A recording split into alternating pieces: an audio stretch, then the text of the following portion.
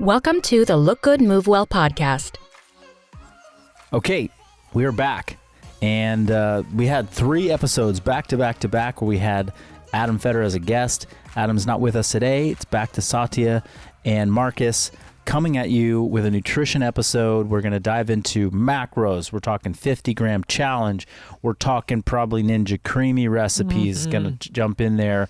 And we're talking some success stories that we've had in the FBB community. Yeah. So to kick this thing off, give me a list of all of the proteins that you've had today, Satya.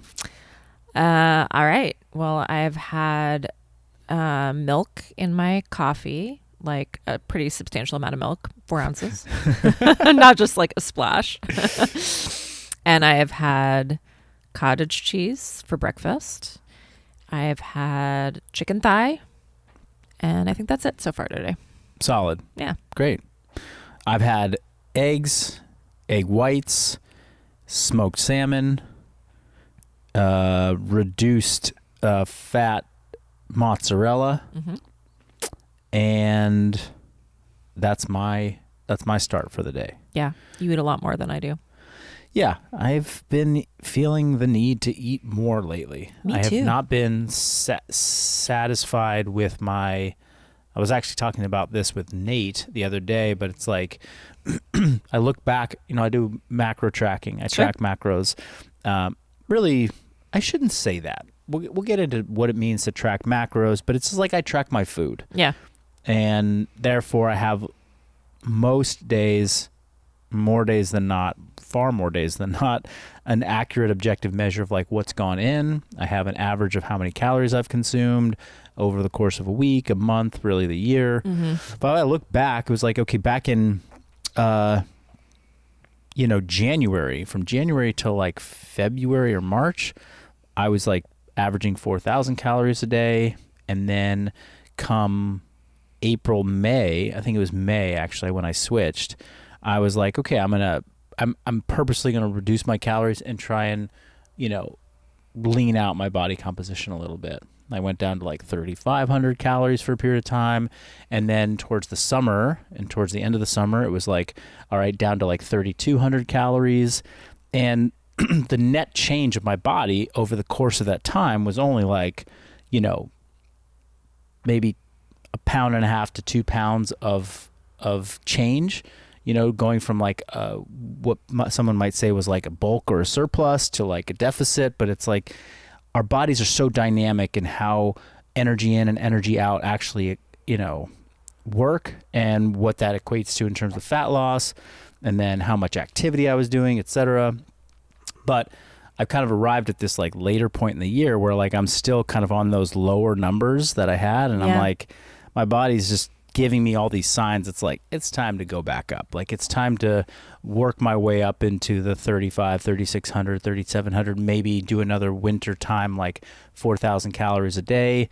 We could talk about what the value of doing that is, but it's like mini cuts, mini bulks, like this sort of, it's not really bulking and cutting because my energy expenditure tends to go up when I have more calories, and then my energy expenditure tends to go down when I have fewer calories. So it's just kind of like, you're riding this wave of like more energy flux or less energy flux. That's right. And anyway, so all that started with me just trying to say that I have been eating more food and feeling like I want to eat more food right now. Yeah. Yeah, popcorn for breakfast. Yeah. Anyhow, okay, so we've had protein today. Did you get 50 grams of protein before 10 a.m.? No, I didn't. When was the last time you did that? I don't know if I've ever gotten 50 before 10 a.m. Probably if I've like gone out and eaten like a huge breakfast burrito or something with like a side of chicken sausage or like, like something like that. Right. But that's rare for me because my pattern is that I get stressed and then my appetite just goes out the window, and then I have a hard time just eating enough of like what I need to eat at all during the day, much less like getting a good solid 50 grams for breakfast. What is your typical breakfast protein quantity? Do you have any idea? Yeah, of course I have an idea. It's usually between 20 to 25 grams for breakfast.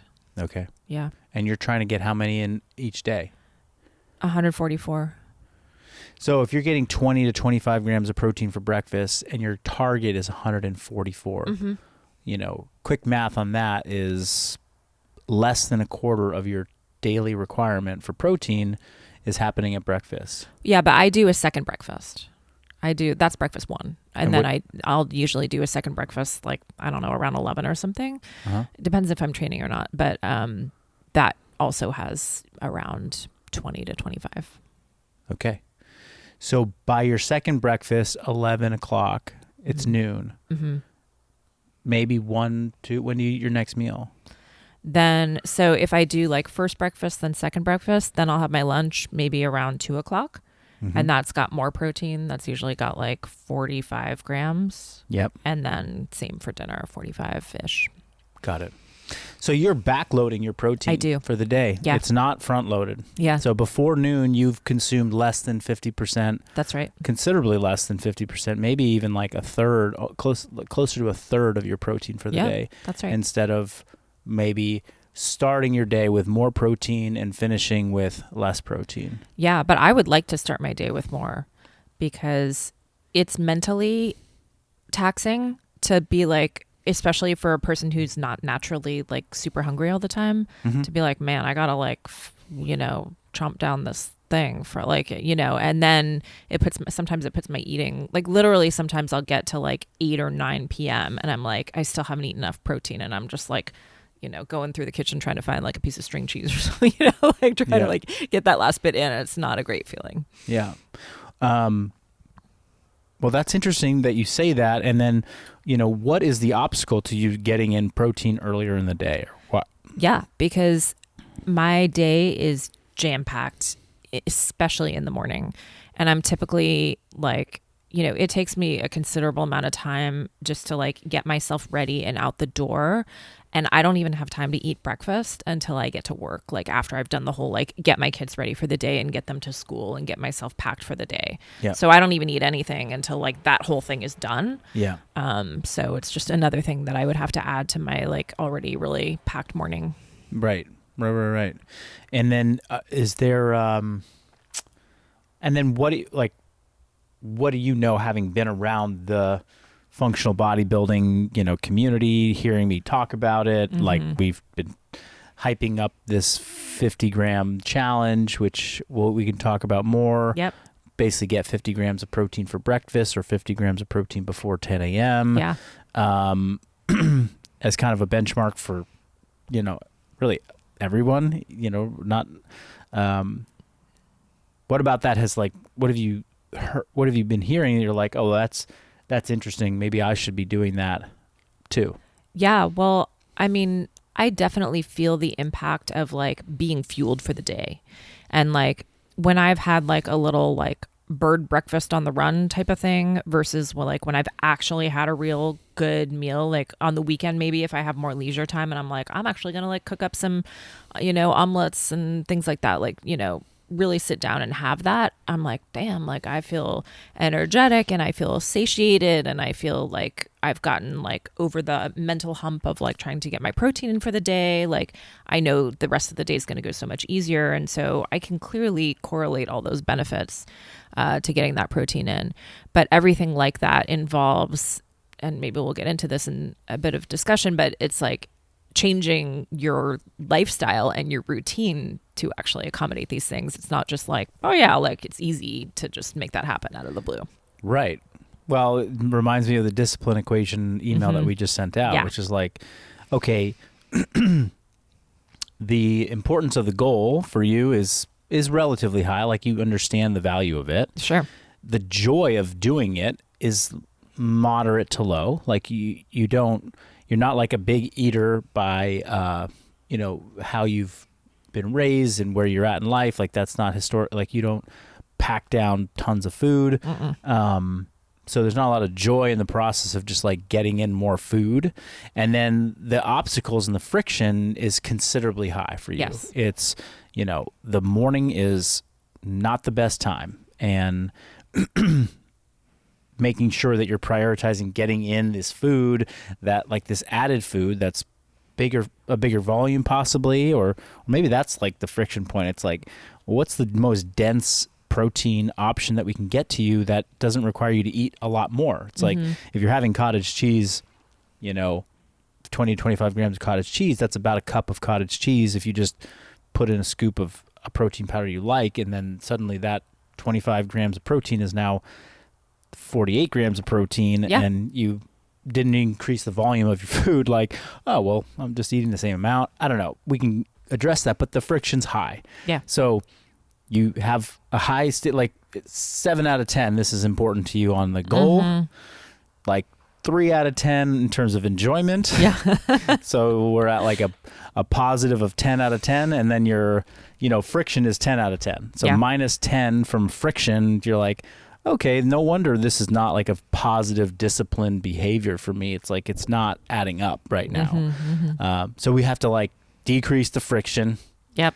And then how do we increase the joy or the sense of joy from the process? Well, that's probably going to come for you once you've implemented it for a certain number of days, right? Yeah. And this is where delayed joy. Well, it's delayed joy. It's like the discipline actually cultivates more joy. It's like when the first 5 days that I woke up at 5 a.m. to like start my day, 30 minutes earlier so I could do whatever the thing was painful. But by the 5th or 6th day, I was like, oh, this is feeling easier. And oh my gosh, it's like, I have so much freedom in the morning to get those extra 30 minutes or that extra hour in. You know what I mean? Like, yeah. I'm not talking from personal experience. I'm just like giving an example of what people experience when you're like, I woke up, like the first month of getting up to go to the 5 a.m. fitness class was brutal. Yeah. But now I can't imagine my life without it because it feels so freaking good. Like the joy goes through the roof. Totally. Well, 50-gram challenge. Get 50 grams of protein in before 10 a.m. What does that look like on a plate? There's lots of examples. Go to my Instagram, follow my story, see how I'm doing it. I'm posting it just about every single day. And you know what? Protein shows up in a lot of different foods that people aren't really aware of. Like, we talk protein, we're like, you gotta get lean protein, animal protein, a big old block of tofu. You got your dairy, you got your eggs, you got your beef, you got your chicken, you got your fish, you got your protein powders. But did you know that when you have like zucchini, like 300 grams of zucchini, there's like 3 or 4 grams of protein in that? Broccoli has protein. Broccoli has protein. Did you know when you have a bunch of beans on your salad, like there's a little bit of protein in there? Yep. Did you know that so there are very few people that are actually eating just like a slice of chicken breast for lunch. They're eating a chicken breast, maybe a side of fruit, or maybe there's like some almonds or some avocado that they're having on there. Maybe it's a sandwich, like there's a slice of bread and then there's sliced chicken in that, or turkey. And then like a sandwich is that's a lunch people have. Like there's avocado, the BLTA, right? Right? A like, blat. with a little turkey on there. Like, okay, where are all the grams of protein coming from? Like someone's like, well, I had 4 ounces of turkey. How many grams of protein is that? That's 30 grams of protein. Okay. You get 30 grams for lunch. Well, no, you had more than that. There's protein in the bread. There's protein in the bread. Maybe you got high protein bread. Maybe you had the bacon that was on there. Like that's more fat, but it has some protein in it for sure. The avocado has some. And maybe you put on some, vegetable, or, maybe there was a hummus spread that was on there. Okay, well, the hummus has some protein in it. So we're really looking at total grams of protein. This is a question I got recently, which is like, oh, I never really count my, grams of protein from other sources. And I'm like, you have to. When these recommendations are made for, rather, they're not recommendations. The evidence and the research on protein consumption to optimize and maximize muscle protein synthesis. That was a mouthful, but the protein recommendations that people are using for the strength training and the fitness community of 0.7 grams to up to 1 gram of protein per pound of body weight, that range, as like, if you're in this range, you're golden. Like you're covering your bases for protein to build muscle. That is under the assumption that you're getting 50% of your total protein from lean, high-dense sources. All right, let me break that down. People are like, oh, it's only the protein from animal sources, from like lean chicken, lean cuts of meat that count. Not true. The evidence is based upon somebody who's getting, let's say a 200-pound person getting 200 grams of protein per day. That's 1 gram per pound of protein, 1 gram per pound of body weight per day. If they're eating 50% of those 200 grams from lean sources like chicken breast and fish and, lean ground beef and dairy, the other 50% could be coming from beans, could be coming from rice. There's protein in rice. There's protein in quinoa. There's protein in, vegetables, etc. There's protein in wheat. Then they're still getting the recommended dosages based upon those studies. So it's not, those studies are not, you need 200 grams from chicken each day. No, you need 200 grams total. Everything counts. And so that's why it's important to start to learn where your nutrients are coming from. And that happens from the process of learning how to track your food. Yeah. And getting a lot of information from that process. Like, you understand that food provides a wide variety of nutrients, and where are they coming from? What are the sources that I've been getting it from? Where is my protein really? And I hope people are not hearing this and thinking like, oh, Marcus seems to be like advocating for more plant protein sources. Like, he says getting protein from beans is really good, or that there's protein in beans and there's protein in quinoa and there's protein in zucchini. There is. Is it the best place to get it from if you're really trying to get to get an extra 20, 30 grams at breakfast? If I told Sati to go get 30 grams of protein from kidney beans. That's so much food. It's a lot of food for somebody who's not a big eater. I could not eat it. It's also a lot of calories for somebody who doesn't have, as I just stated early on in the podcast, in certain phases of the year, I might have 4,000 calories a day to play with because I'm active, because I have a lot of muscle mass, because I train really hard and all of that. I can afford to eat a whole can of kidney beans, and I have the appetite for it. And those calories, because there's, 350 calories in a can of kidney beans, but only 15 grams of protein, that's not a great ratio. Right. I could speak to a good ratio, but anyway, I've talked enough. What do you want to say?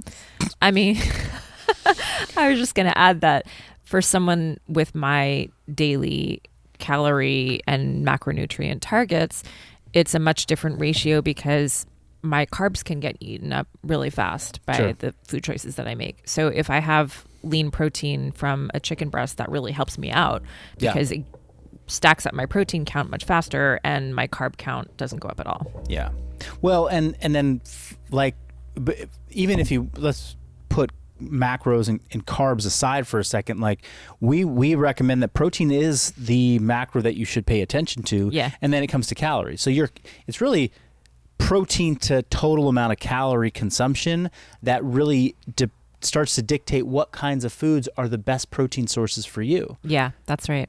Because if you have 2,000 calories a day, roughly, that's your target, and you have 140 grams of protein you're trying to get, well, the quick math on that is that 140 grams of protein is roughly 600 calories of food. So now you just cut that out of your total, and you only got 1,400 calories to play with that can go towards fat or towards carbs. It's really up to you how you want to spread that out, what feels best to you. But let's say you want to break that in half, 50-50, right? Then you only got so many carbs that you're going to get in a day. And if you choose to eat a bunch of beans to try and hit your protein target, you're going to blast through your carb and even your calories before you reach your protein goal. And so there's no protein that's inherently better than another. The amount of grams in a food per 100 calories is kind of how you can differentiate the quality, or sort of like the better, what's better, what's worse, right? Like a protein powder where it's just 100% protein. There's no other nutrients in it, just protein. It's like, okay, well, if you scoop out 25 grams of that protein, you're getting 100 calories, 25 grams of protein. That's as good as it gets, right? Then do the same thing. Take that same, get 25 grams of protein from beans. You're now closing in at 400 calories. It's like, you just quadrupled the amount of energy for the same protein goal. Yeah. So, but those grams, they're still good. Yeah. They're still feeding you. Yeah, they still count, and that's why you got to count them all up. Yeah. Do we need to put a little pin in that one? I think we can put a pin in that one. Excellent. Okay. Okay, but getting back to, 50 grams of protein for breakfast. Sure. Maybe you can speak to a little bit. I mean, we touched on it a little bit in our discussion, but what do you see as the major benefit of getting that early in the day? Well, there's certainly, what do I think is the major benefit? The major benefit is if you want to achieve something different, then do the different thing. That's kind of very fundamental to how I view this. Yeah. The standard American diet is really void of protein in the morning. Totally. The standard bodybuilder diet, person who's got a lot of muscle, athlete diet, it's got a lot of protein at all meal, times of the day. All the times of the day, but certainly for breakfast, right? I remember when Charles Poliquin used to talk about just basically wake up and have meat and nuts for breakfast. That was his thing. It's just eat meat and nuts for breakfast for everybody, and that's going to hormone, we can get into hormonally from a satiety standpoint, the hormones that regulate satiety, to getting so you just woke up from a fast, we want to get circulating amino acids into the bloodstream because that is going to trigger an anabolic signal to the muscle tissue. We want to start your building of the muscles early in the day because they've just been kind of fasted and having no energy or no amino acids all over throughout the night. So they've been catabolic, breaking down. We want to start that in the morning. There's a lot of physiological reasons, but I think more fundamentally, it's everyone's doing this and getting really sick and unhealthy. It's all the people that are jacked and fit and doing it this way are they're doing this thing over here. Let's get on board with that. Let's do more of those things. Absolutely. And I've seen so much just the standard approach when people are trying to lose weight of oh, well, I'm skipping breakfast and having a little salad for lunch and then having my dinner, but it's not working. Yeah. Yeah. This idea that backloading, people end up backloading all of their calories. And then here's one of the issues is that when you arrive, when are you most motivated and inspired and adherent and disciplined? It's people are most motivated, inspired, and disciplined in the morning. Yeah. And unfortunately, they've been led to believe that when you're disciplined, adherent, and really on point with your nutrition, it means not eating. Yep. They have it built into their brain that if they just eat, they don't eat anything, they're crushing it. Dude, I was so disciplined this morning, and at lunch I've been crushing it. It's 6 p.m. and I've only had a bowl of berries. Right. And it's okay. Unfortunately, that has been labeled as victorious. Yeah. And then a month goes by and they're I haven't lost any weight. It's well, because how much you consume from when you wake up until 5 p.m. doesn't dictate your weight loss. How much you eat from when you wake up until 10 p.m. doesn't dictate your weight loss. Right.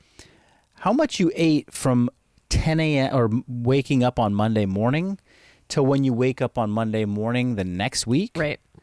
The total amount that you had in a week divided by 7, that's what really matters. Mm-hmm. And unfortunately, this disciplined, I'm on it, I'm ready to do it, I'm not going to eat this morning, I'm going to go all day without really, I'm going to have these sensible meals, which is essentially like low calorie. I'm going to have these clean meals, which is like, again, another word for low calorie. Sensible and clean are low calorie.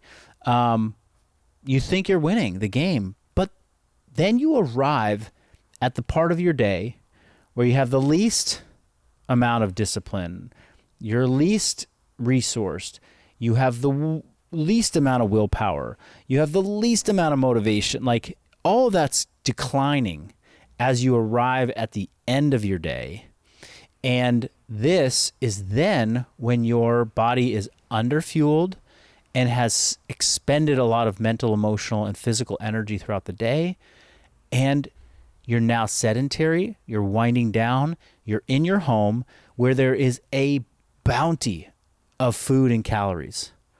Even people who don't like keep a really clean house with no junk food, like even them, they have calories and food available to them, or they're just a button away from getting food delivered. And so you're now at the evening time when it's like, fuck, I don't have a lot of energy, I'm hungry, and there's a lot of food around. I'll just have the, boom. You just negated all of that kind of low calorie day that you had by just consuming 1,500, 2,000 calories from like 5 p.m. until 9 p.m. when you go to bed, which is a very common pattern.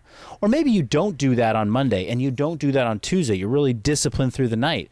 But by Thursday and Friday, when you go out and you have that first cocktail on Friday and you're like, okay, I'll have a few of the chips and I'll have a little bit more, and boom, like you eat everything in sight because you really haven't fueled yourself all week. That rolls into the weekend, and then you arrive on Monday and you actually overate for the entire span of that week, even though Monday through Thursday and Friday afternoon were like rock solid in discipline. So my point is, we got to get out of that cycle, and a great way to break that cycle is to take that discipline and that, focus in the morning and be like, the way I'm winning is to go and consume right now 50 grams of protein, because that is going to shut down some of those signals that have been making me feel undisciplined at night. Yeah. Yeah. I want to introduce another scenario that I see, especially for women. Are you familiar with the girl dinner on social media? No. It's like #girl dinner, and it's like photos of like these little plates of like little crackers and a little cheese and a little like piece of fruit or something, and it's like, oh, look how cute, it's like what girls eat for dinner, like, and this pisses me off like so much, because to me it's like just another way of like culturally sort of shrinking women down and making it reinforcing this idea that like women don't or should not eat a lot of food.